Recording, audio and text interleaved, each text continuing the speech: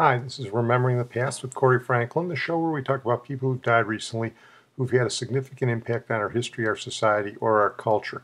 Tonight we're going to range afar from television to British soccer to doo-wop. And we're going to start out with Frank Peppiatt. And Frank Peppiatt died recently at the age of 85. He was the creator of a quite successful television show in the late 60s, early 70s that went all through the 90s called Hee-Haw, setting the stage.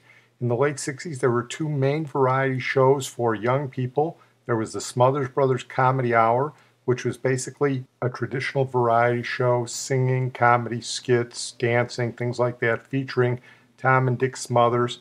It was a great show, but Tom and Dick infused it with politics. It became an anti-war show, and they took off on President Lyndon Johnson and President Richard Nixon. They took off on social mores.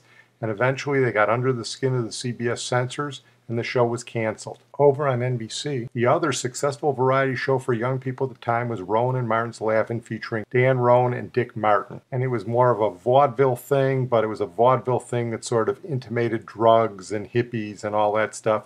It was the starting point for a number of people, including Goldie Hawn and Lily Tomlin. When the Smothers Brothers was canceled, Frank Peppiatt at CBS had to find a replacement show, and he created a novel takeoff of Laugh-In, a takeoff that basically featured country music and country stars.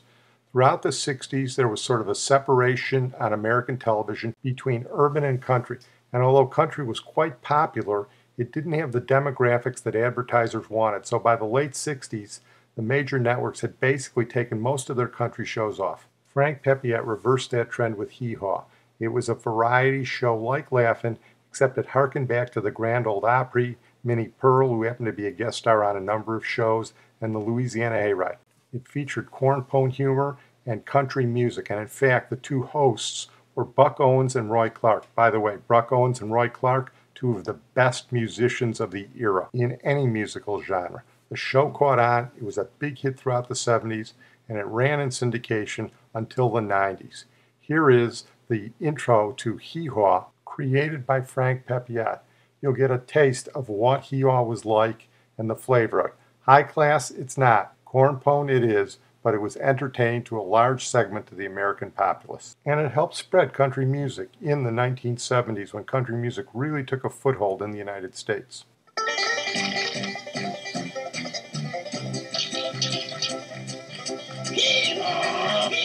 Welcome to Hee-Haw with special guests Johnny Penn, Dean Shepard, George Lindsay, and starring Buck Owens and Roy Clark.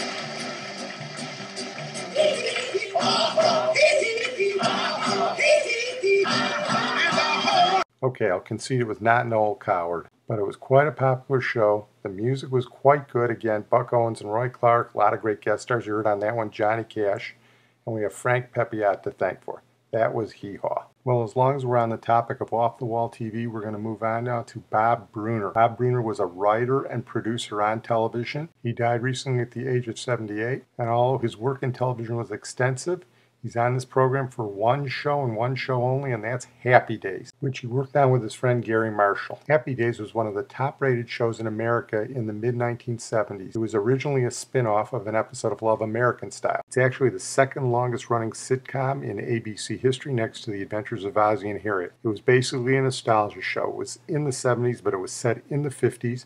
It starred Ron Howard right after he came out of American Graffiti, Cindy Williams, who was just becoming big with Francis Ford Coppola, Marion Ross, and Tom Bosley. And you'll remember we did Tom Bosley last year when we did him and Barbara Billingsley from Leave It to Beaver. In any event, Happy Days was a huge success, and much of that success was based on a character that Bob Brunner created for the show. It's a 50s show, so he needs a greaser. He wanted a nice Italian hood from Milwaukee, where the show took place, so he took a nice Jewish boy from New York City, Henry Winkler. He gave him the name Arthur Fonzarelli. He gave him a motorcycle and a black motorcycle jacket, and Fonzie became one of the iconic figures in television history. So we have Bob Brunner to thank for Fonzie, but we also have Bob Brunner to thank for a cultural touchstone from the show. The show was quite popular. As I said, it took place in Milwaukee.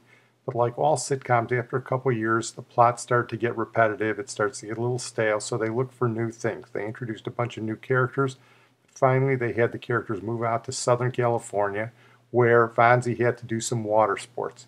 So one day it found him water skiing, and he had to water ski through a jump, and the jump had a shark in the water underneath it. So Fonzie jumped the shark. That's right, so Bob Brunner is responsible for jumping the shark. Jumping the shark has become the phrase that signifies when anything, an idea, a television show, basically anything, loses its relevance and becomes ridiculous. The term began with Fonzie's water skiing episode on Happy Days, and it was created by Bob Brunner. Here is Henry Winkler talking about the infamous Jumping the Shark episode of Happy Days. The phrase "jump the shark," right, which has come to mean a show that's outlived its usefulness, basically, originated with an episode of Happy Days where Fonzie jumped a shark. And very well, I might add.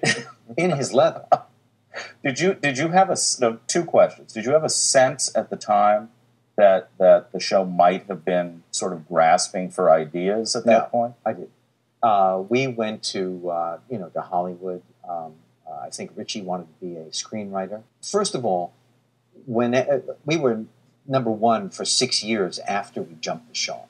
Right. And I love the distinction of being the only human being on the planet who has jumped the shark twice on television. Once on Happy Days and once on Arrested Development. Mitch Hurwitz had a shark on the dock, and I was getting a cheeseburger, and I jumped over the shark on my way to lunch. So among the things that you'll be remembered for, you're a two-time shark jump. I think it should be the first thing I'm remembered for. Henry Winkler, a funny guy, and Bob Brunner, also a very funny guy, and the creator of the Fonz. We're going to move on now to one of our features tonight, and that's Kenny Morgans. Kenny Morgans was a nice Welsh boy out of Swansea who became a great soccer player, good enough at the age of 18 to play for Manchester United in the Old Trafford in the late 50s.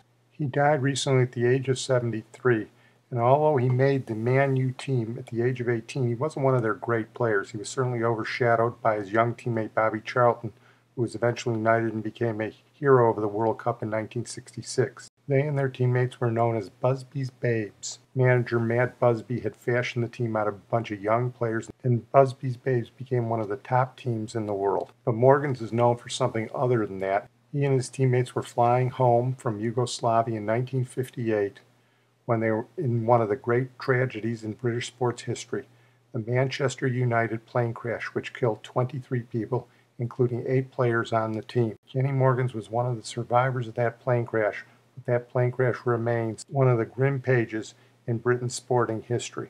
Here's a British Pathé report on the Manchester United 1958 plane crash.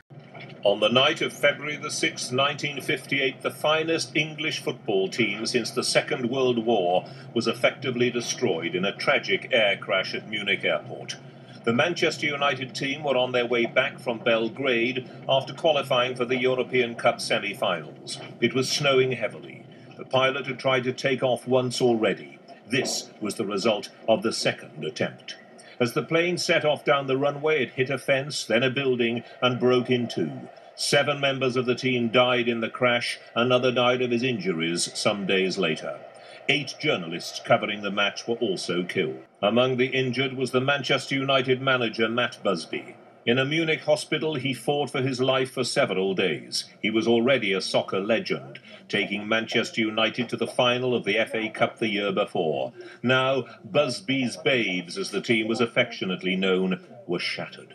But it wasn't just Manchester United who were devastated by the crash. 3 of the players badly injured in hospital were England internationals. 3 others had been killed, including the England captain Roger Byrne. The Irish Republic also lost one of their senior players. Back in Manchester, news of the accident stunned not just the team's supporters, but everyone in the city. It was as if their own families had been involved. At the city's Ringway airport, hundreds of mourners turned out when the coffins returned with the dead. At the inquiry into the crash, the bad weather was blamed. Ice had formed on the wings, weighing the plane down as it tried to gain height. 3 months after the tragedy, Manchester United made it to the final of the FA Cup once again. Though they lost 2-0 to Bolton Wanderers, it was some comfort at least for the thousands of United supporters whose heroes were lost to the game forever. Here's the first BBC announcement of the survivors of the plane crash, and you'll hear the names of Morgans and Charlton. Here is the news. So far, we know there are 23 survivors after Manchester United's air crash at Munich this afternoon. Of the Manchester United party, Matt Busby, manager, and the following players: Gregg, Wood, Folkes, J. Blanchflower, Morgans, Berry, Charlton, Violet, and Scamp. Here's Kenny Morgans 50 years later reminiscing about the tragic plane crash. The boys that died were great players. They must have been, the best in the world, and the team must have been the best in the world. So I think it would be a great thing, It must be very difficult looking back and reflecting. But what are your memories of the time? Well, I can remember right up to the crash. I mean, we played Belgrade, and then we came down into Munich to refuel, and we took off 3 times, and the 3rd time we crashed, and I can remember the crash because I was sat by the window, and when the plane was accelerating, I can remember us go through the fence, and then I blacked out, and it happened on a Thursday at about 3 o'clock, and in the evening 2 German reporters went back to the plane, and I was still in the plane about 9 o'clock, so they had to phone up for an ambulance, so I was last to come out. And then I woke up on a Sunday, and there was Albert, Bobby, Ray Wood, and myself in the room, and I thought the other boys must have been in the next room or upstairs. And then the professor of the hospital came around and told us that the people that had died, and the boss was upstairs with Duncan Edwards, and they were seriously ill. Must have been very difficult times in the weeks that followed dealing with that, and the recovery program that you had to go through as well. Well, when we came out of the hospital, I came out with Dennis Violet, and we stayed in Munich.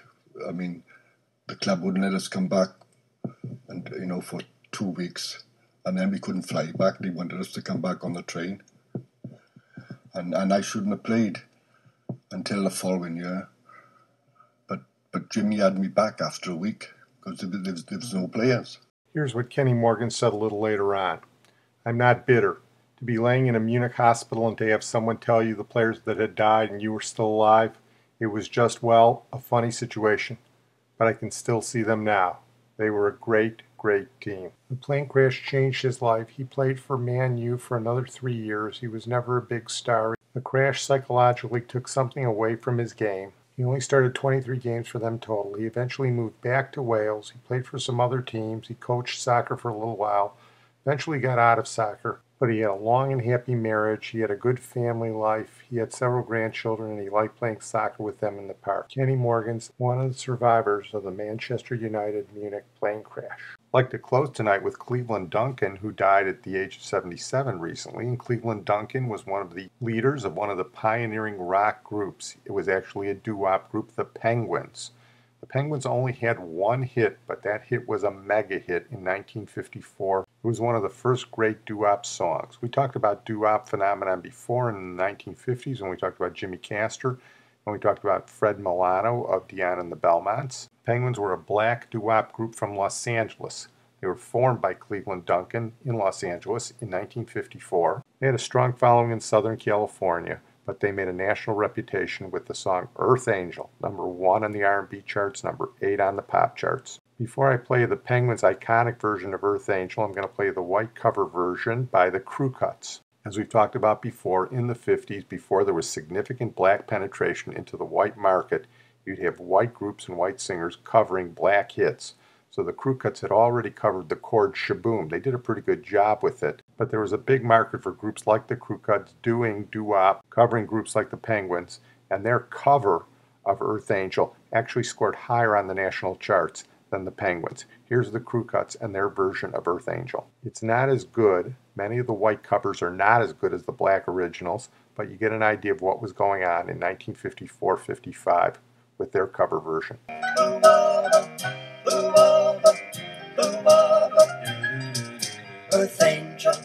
Earth angel, will you be mine? My darling dear, love you all the time. I'm just a fool in love with you. So you can see that's white sanitized doo-wop of the early mid-50s. Something of a holdover from the crooners of the 40s, the Bing Crosbys and the Tony Martins and the Dick Hameses of the 40s. And again, it's sanitized. Elvis has not hit big yet. When Elvis hit, you got the real crossover between the black and the white singers. I can't emphasize what an iconic song Earth Angel was. When Stephen King wanted to recall the 50s with one of his characters in his novel It, he used Earth Angel as the song that the character would always remember. It's also in the National Recording Registry, which only takes the greatest recordings from American music and puts them in the Library of Congress. Flash forward 50 years, and the indie rock group Death Cab for Cutie, a Washington rock group, covered Earth Angel, and they did quite a good job of it in 2005. Earth Angel, will you be mine? My darling dear, love you all the time. I'm just a fool in love with you.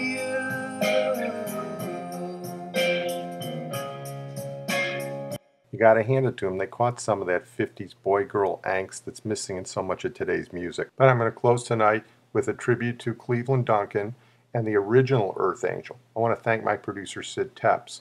Penguins never had a big hit after that. They had the same manager, Buck Ram, as the Platters. We talked about the Platters when we did Herb Reed. And Buck Ram seemed to put more attention into the Platters than he did the Penguins, probably to the detriment of the Penguins' careers.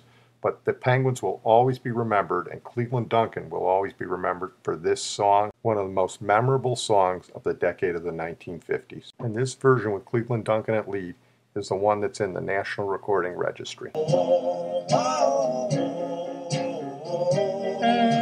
Earth Angel, will you be